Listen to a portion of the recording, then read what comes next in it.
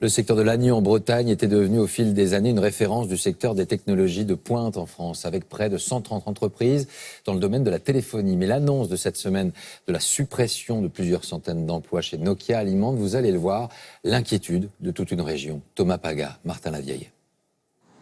L'annonce a consterné toute la ville. 402 postes supprimés chez Nokia, le deuxième employeur de Lannion. En assemblée générale, les syndicalistes ont bien du mal à trouver les mots justes. Ne me faites pas dire que c'est foutu, il faut qu'on se mobilise. Parmi les salariés présents, visage fermé, de nombreux jeunes. 200 d'entre eux ont moins de 2 ans d'ancienneté. Ce sont les plus menacés. On nous a clairement menti depuis le début. Et c'était vraiment un choc et une trahison. Et ça fait mal, très mal. Audrey Lucas est ingénieure, spécialiste de la sécurité des données numériques. Embauchée en octobre, elle avait commencé à construire sa vie dans les Côtes-d'Armor.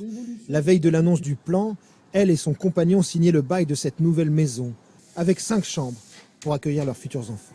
On ne va pas avoir un enfant alors que la situation est incertaine. Il faut quand même pouvoir lui donner à manger, l'élever, l'habiller. Donc, forcément, ça va tout retarder, quoi.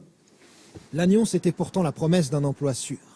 Avec des dizaines d'entreprises de pointe dans la téléphonie et le numérique, la ville a gagné un surnom, la Silicon Valley bretonne. Dès 1960, l'État installe ici, en pleine campagne, la première liaison satellite avec les États-Unis. Pour la première fois, une image de télévision était transmise en direct d'un continent à l'autre. Après France Télécom, devenu Orange, Alcatel y installe son centre de recherche avant d'être racheté par Nokia en 2016. Le plan social actuel est le dernier d'une série commencée dans les années 80. Le maire en a connu plusieurs. Lui-même est un ancien d'Alcatel.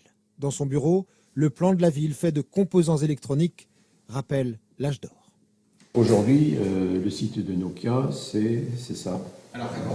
Alors qu'avant, c'était toute cette partie jusqu'ici.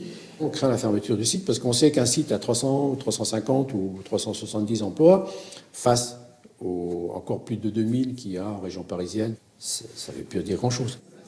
Dans le centre-ville, les commerçants aussi sont inquiets. Moins de familles, c'est moins d'activités, sans compter qu'ici, beaucoup ont un conjoint ou un proche chez Nokia.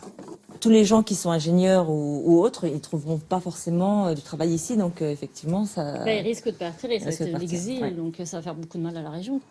Alors Lannion et ses 4000 emplois dans les technologies de pointe vont-ils survivre? Alain Le Bouffant, qui dirige une association d'aide aux start-up, se veut optimiste. Les entreprises du secteur sont assez fortes, même sans Nokia.